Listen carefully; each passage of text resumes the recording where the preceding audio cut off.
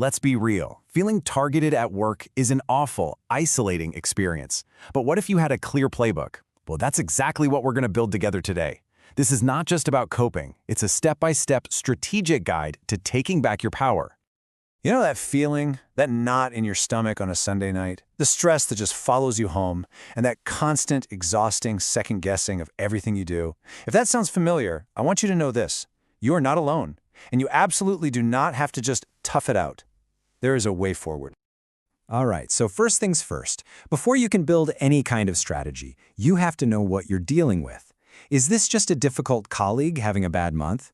Or is it actually victimization? Understanding that difference is the crucial first step to everything else. And this is the key, right? We all have bad days, but we're looking for a pattern. Is it happening over and over again? Does it feel like it's designed to undermine you, to chip away at your reputation? And does it make you dread going to work? Those are huge red flags. And that last one, that one is critical. If you notice the negative treatment started right after you did something you're entitled to do, like take family leave or file a report, that is a textbook sign of victimization.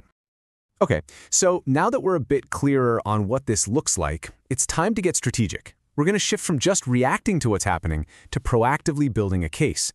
Let's start with your two most important first moves. This is your foundation. Your first move, and maybe the most important one, is to become an obsessive record keeper. Seriously, this isn't about being petty, it's about building a fortress of facts. Every little detail helps shift the conversation from, "I feel like," to, "Here's what happened on this date." This quote just says it all, doesn't it? Without documentation, you have a story. It's your story, and it's valid, but it's also, unfortunately, easy for others to dismiss.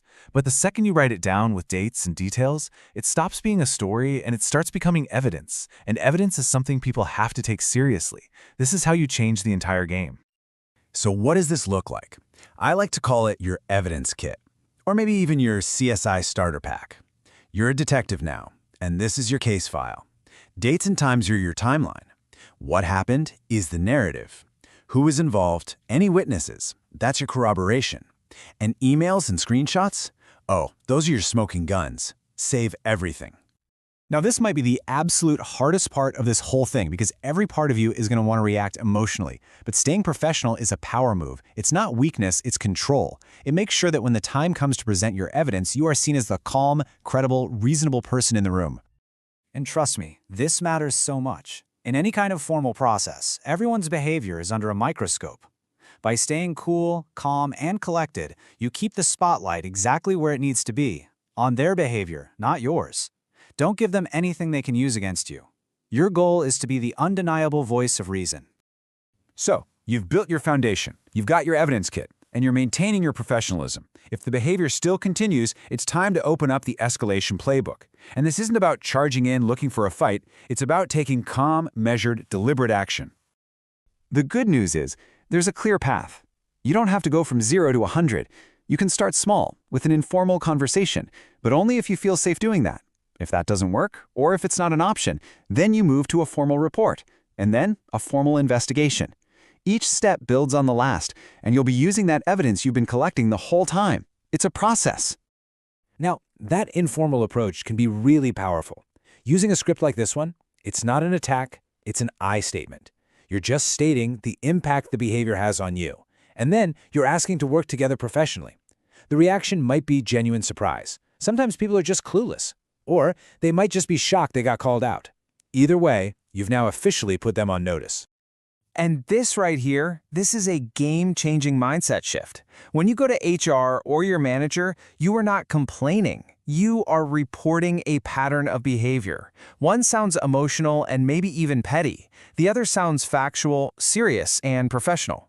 You're presenting documented facts, just like you would for any other problem in the business. Okay, now it's time for your ultimate power-up, knowing your rights. This is what takes this whole thing beyond just company policy and into the law. Think of this as your shield. This is you learning the rules of the game. I want you to just let that sink in for a second. The law is on your side. This isn't some vague HR guideline that can be ignored. It is a legal protection. Knowing that your right to a safe workplace is literally written into the law should give you a huge boost of confidence to see this through.